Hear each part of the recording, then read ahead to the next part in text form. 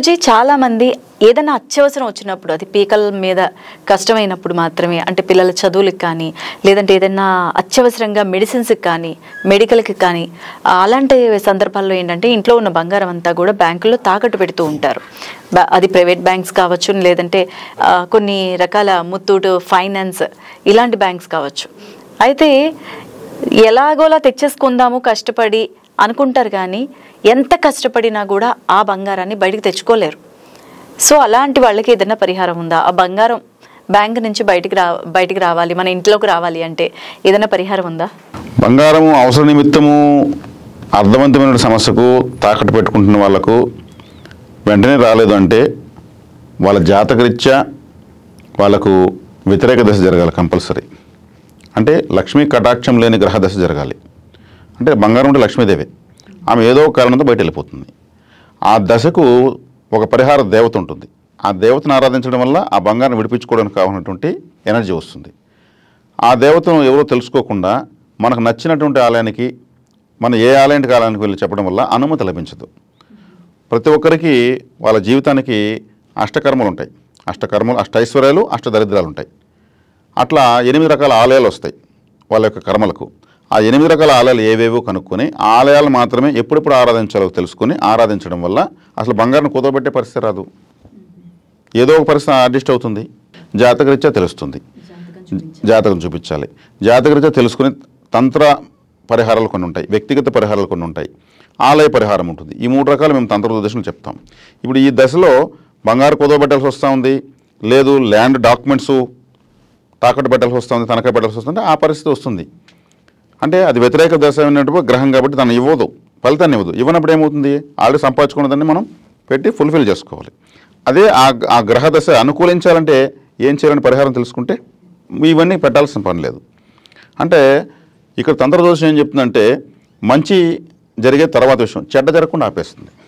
చెడ్డ జరగకపోతే అంతా మంచే. కాబట్టి మంచి జరగాలని ట్రై చేయాల్సిన అవసరం లేదు. ఆ జరుగుతున్న చెడ్డను ఆపేస్తే చాలు.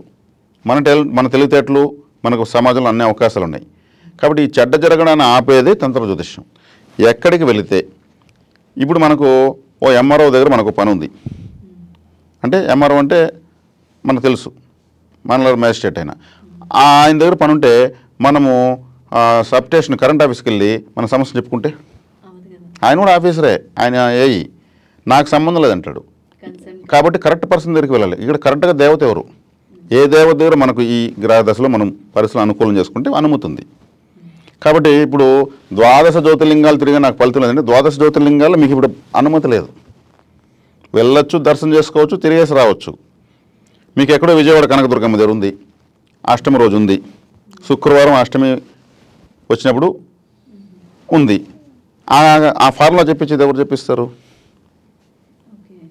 ఇదే మనము అదును చూసి పంట ఎలా వేస్తామో, పలానా కార్తెలో పలానా మాసంలో పలానా రోజు ఇన్ని రోజులకి ఈ పంట వేస్తే ఎలాగైతే దిగుబడి ఎక్కువ వస్తుందో, సేమ్ ఏ ఆలయము ఏ దేవత ఏ రోజు వెళ్ళి మనం ఎలా ఆరాధించాలి, ఆ దేవత మన వైపు చూడాలంటే ఎలా ఆలోచించాలి ప్రత్యేకంగా.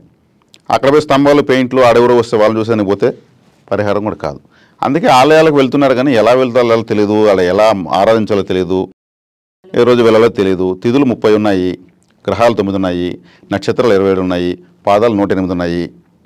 మరి ఇక్కడ ఎన్నో జ్యోతిషాస్త్ర ఫార్ములాస్ ఉన్నాయి. తిథి శూన్యము, వైనాశికము, నిర్జీవము, మరి బాధకాధిపతి, నీచగ్రహము, వక్రగ్రహము, ఇన్ని ఉన్నాయి. వీటి మధ్యలో మనిషి జీవితం తగులుకున్నాడు. పూర్వజన్మ కర్మ అనేది ఇవి తెలియజేస్తాయి. నీకు నేను ఫలితం ఇవ్వను, నేను రివర్స్ తిరుగుతాను అంటే వక్రిస్తా, వెనక్కి తిరుగుతాను. శనిగ్రహం వక్రం అంటే శని నేను ఇవ్వను నీకు అనే పరిస్థితులు మనం పుట్టుంటాం. ఇంకో గ్రహం నీచం, అది నమస్కారం పెట్టేస్తూ ఉంటుంది. ఆ దశ వస్తే నీ బాధ నువ్వు పడుకో, నేను అసలు ఏమి శుద్ధంగా ఇవ్వను.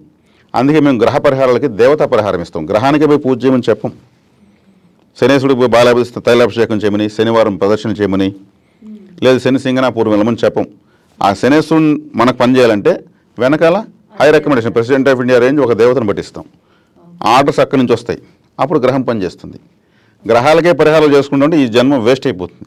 జ్యోతిష్యం పైన నమ్మకం పోతుంది, దేవుడిపైన నమ్మకం పోతుంది. వెనకాల అధిష్టాన దేవతలు ఉంటారు, వాళ్ళని ఎలా పట్టుకోవాలి, ఏ రోజు వెళ్ళాలి, వాళ్ళు మనకి సిగ్నేచర్ చేయాలంటే ఎప్పుడు వాళ్ళు ఫ్రీగా ఉంటారనేదే ఈ తిథి, నక్షత్రం, వారం మేము చెప్పిస్తాం. దీని ప్రకారం వెళ్ళాలి.